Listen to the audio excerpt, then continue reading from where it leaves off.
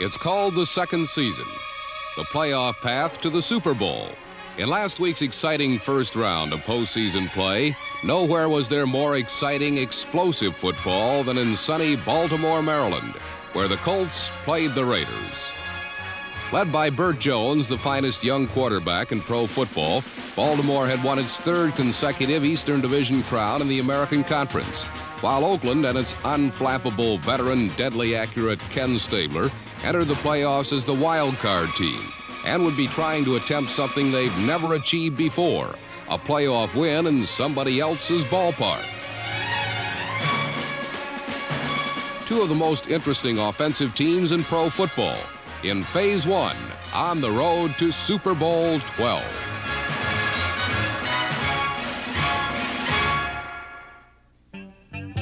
Right from the starting gun, there were fireworks as Oakland's Carl Garrett took the opening kickoff on the one and burned it back 40 yards.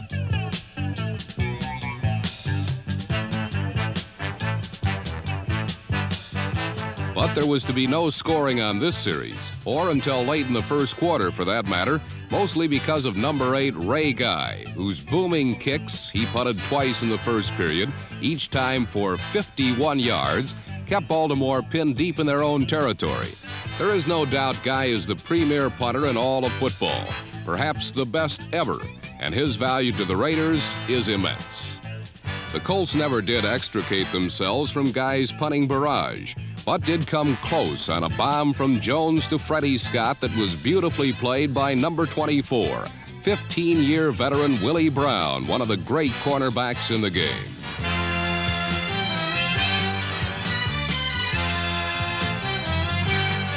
Late in the quarter, Jones was sacked by John Matusak on his own 5-yard line, and Baltimore was forced to punt from deep in its end zone. The result was fine field position for the Raiders, and Kenny Stabler was quick to exploit it.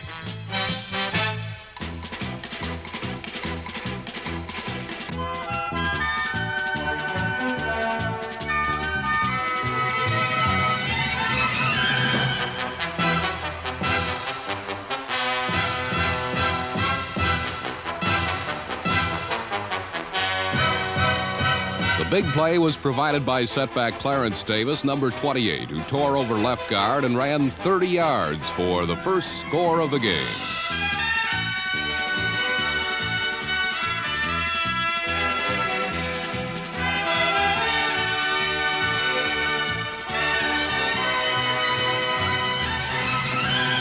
Another look at this clutch play by a player who makes a habit of them, remember Super Bowl 11, shows that the little halfback from USC broke several tackles on his way to the end zone.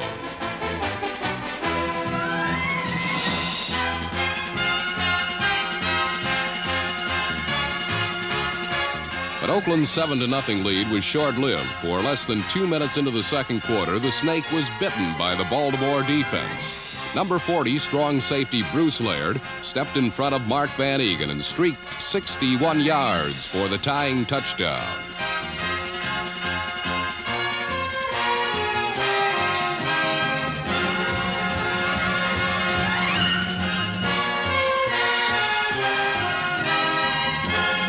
With the score knotted at 7, the defenses of both these high-caliber football teams took turns slugging it out for most of the remainder of the second quarter.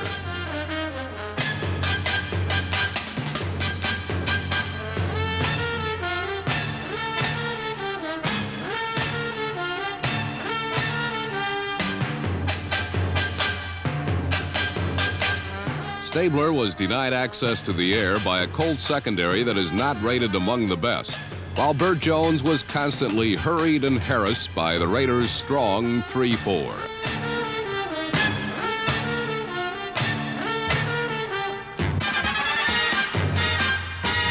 This painful sack was just one of 6 the Ruston Rifle would suffer on this bright Christmas Eve afternoon.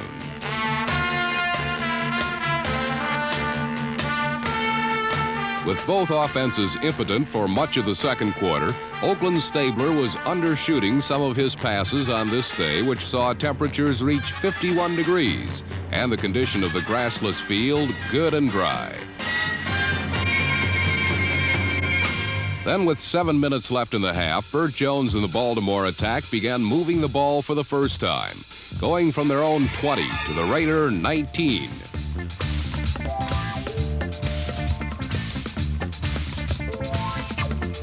But there the rally ended when on third down, number 32, Jack Tatum, just missed picking one off.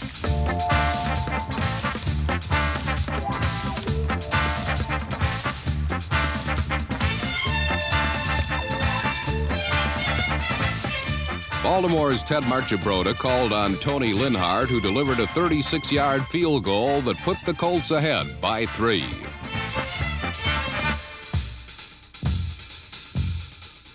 Now, with less than 2 minutes left in the half, the Raiders came roaring downfield on the arm of the snake.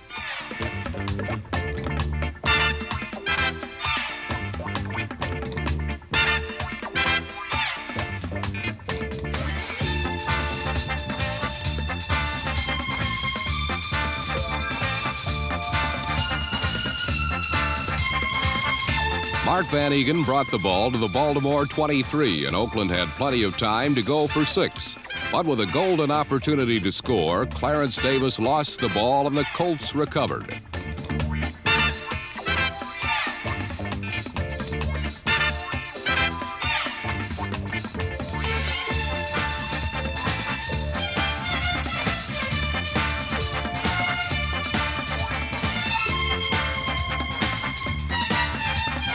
Closely contested first half ended with John Madden's Raiders on the short end of a 10-7 score.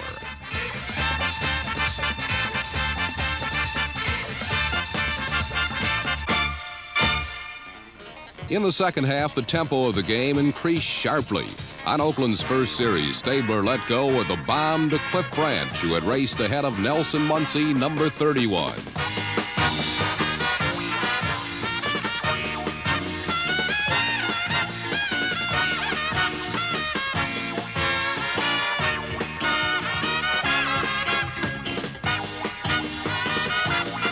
The play was good for 41 yards and had taken a great leaping catch by the All-Pro receiver from Colorado. Branch was ruled down where he landed, and on the very next play, Van Eegen, sprung by a block on Muncy by Branch, gained 16 yards to the Baltimore 12.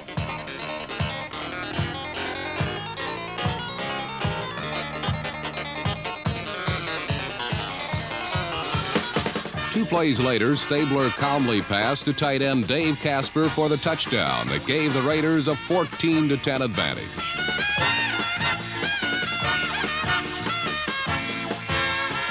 But as the saying goes, not for long. On the kickoff following Casper's touchdown, Marshall Johnson, an obscure wide receiver from the University of Houston, took a short kickoff, skirted the wedge, and was off to the races. 87 yards to put Baltimore right back in the lead.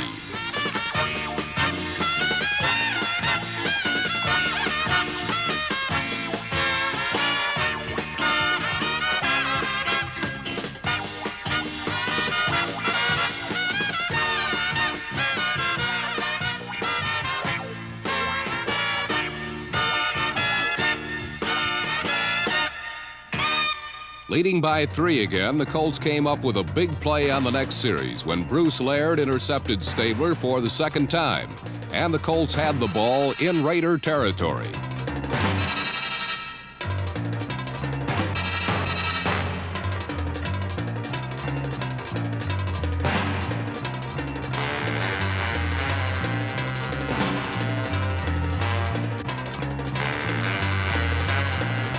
But here the Oakland defense got tough, very tough. And on 4th and 20, David Lee went back to punt.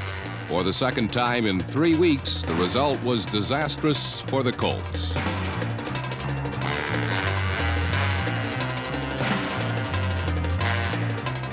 In the season's next to last game, Detroit had beaten Baltimore on a blocked Lee punt. This time, the Raiders recovered at the Colts 16. But the effect was just as damaging, for 3 plays later, Stabler, off a pump fake, found Dave Casper all alone over the middle and sidearmed the ball to him for his second touchdown catch of the game.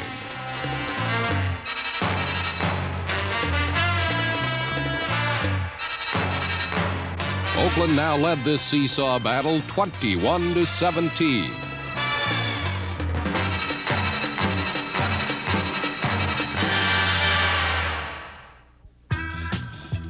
The Colts and Raiders had combined for 21 points in under 4 minutes, 4 points more than they had scored in the entire first half.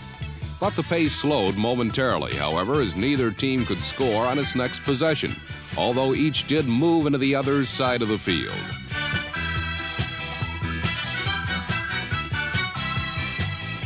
Freddie Scott's juggling, painful catch began the Colts' drive with a 19-yard gain, and a repeat reveals what a remarkable catch Scott made. Scott had a tenuous grasp on the ball at best when Monty Johnson wasted him. But Scott, who was again filling in for Roger Carr, has sure hands, and his great catch makes it hard to believe that on the very next play, he didn't appear to have any hands at all.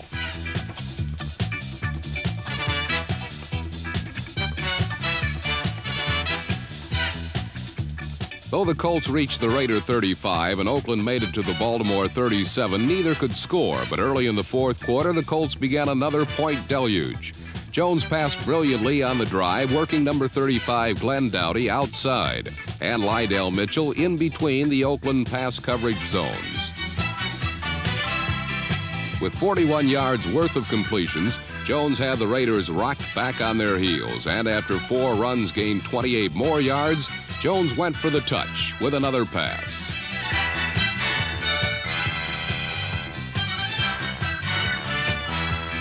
Though Lester Hayes appears to be exulting after a good play, he was actually reacting to a pass interference call made against him that gave Baltimore a first down on the Oakland 1-yard line. The Raiders, Monty Johnson in particular, did not quite see eye to eye with the officials, for the penalty set up Baltimore for an almost certain 6 points. But the points did not come easily. The fired-up Raider defense did not give an inch on 3 cracks from the 1-yard line. And even on the 4th, Ron Lee was not sure he had made it either.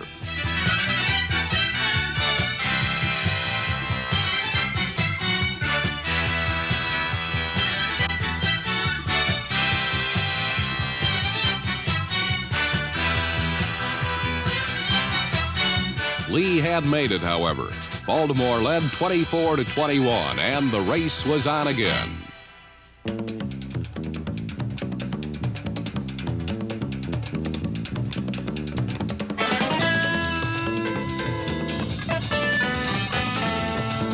It would take the Raiders just 5 plays to get the touchdown back, as they too were aided by a pass interference call when Nelson Muncie backed into Cliff Branch, and Oakland had a first down on the Baltimore 1.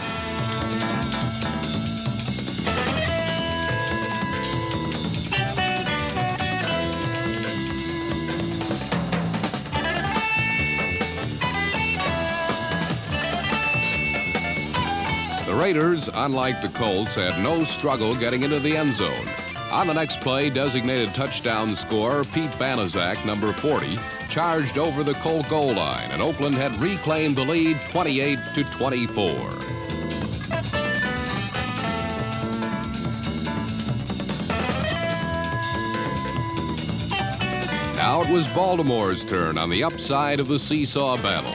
They used only 4 plays to go 73 yards for another touchdown.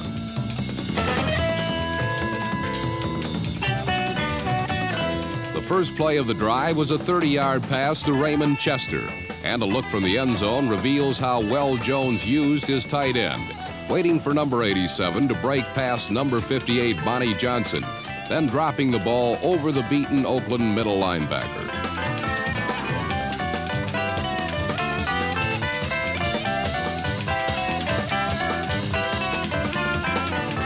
Jones now centered his attentions on running back Ron Lee, who got all of the remaining 43 yards of the drive on just 3 plays. The first was a 16-yard pass reception, followed by a 14-yard run around the Raider right side. Lee, a second-year man from West Virginia, has become a very valuable Colt. At 6'4", 228 pounds, he is the biggest Baltimore back, but also the fastest, and he polished off the Colt drive from 13 yards out. A repeat of Lee's touchdown reveals another facet of his blossoming talent. The play was designed to go off tackle, but Lee found a hole elsewhere, made a quick and decisive cut, and found an easy path to 6 points. This time, the teams had used only 2.5 minutes to score 21 points. But Baltimore owned 2 of the 3 touchdowns and led 31-28. Leading by 3, the Colts later had a chance to run out the clock and dethrone the defending champions. But the Raiders are just that, champions, and they made the plays on defense when they had to. The biggest offensive play was a 2nd and 10 with 2 minutes 17 seconds left.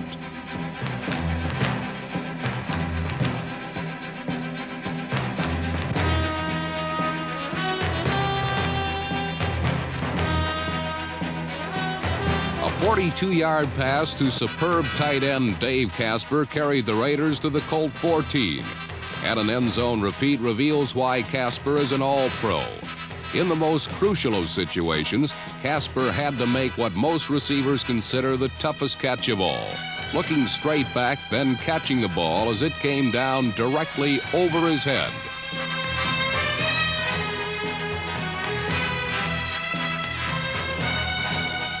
The Raiders were now within tying field goal range, and after 3 line smashes, they faced a 4th and 1 at the Colt 5-yard line, with 29 seconds left in regulation. For a time, John Madden pondered the possibility of going for the win right then and there. But if they didn't make it, their reign as champions would end by that 1 yard. And so with 29 ticks left, Errol Mann unlimbered his leg to try and tie the game with a 22-yard field goal.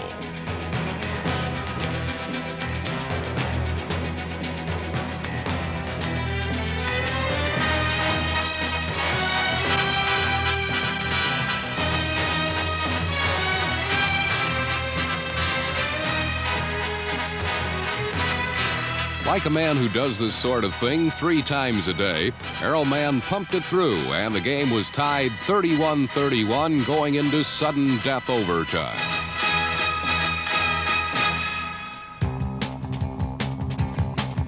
The coin toss was crucial, for neither team seemed to be able to stop the other consistently, and the first team with the ball might easily be the last team with the ball.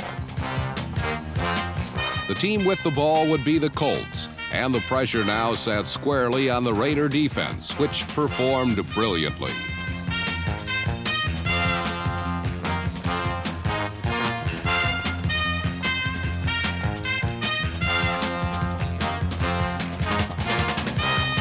There is growing suspicion that the Colts might never have scored, for on 3 fifth-period possessions, the Colts ran 12 plays. 3 were punts, 2 were incomplete passes, and 7 were runs that gained a total of 12 measly yards. The Raiders had a shot to win on their first possession of overtime, but Mann's 48-yard field goal attempt was blocked. It was, however, merely a stay of execution for the Colts.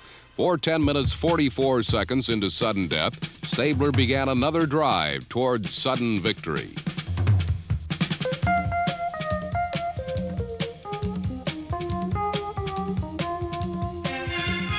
From the Baltimore 47, the Snake went for it all, but his pass to Cliff Branch was broken up and almost intercepted by Muncie.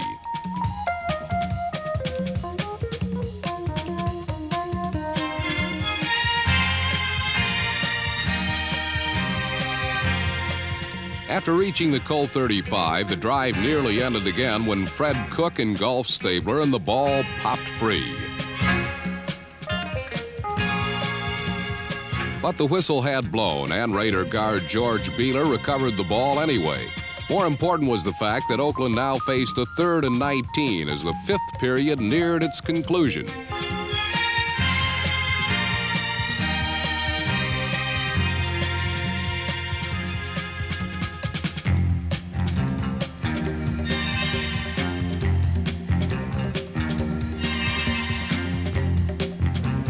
Branch's diving catch gained precisely 19 yards, and as fifth period turned into sixth, Oakland was on the Baltimore 10.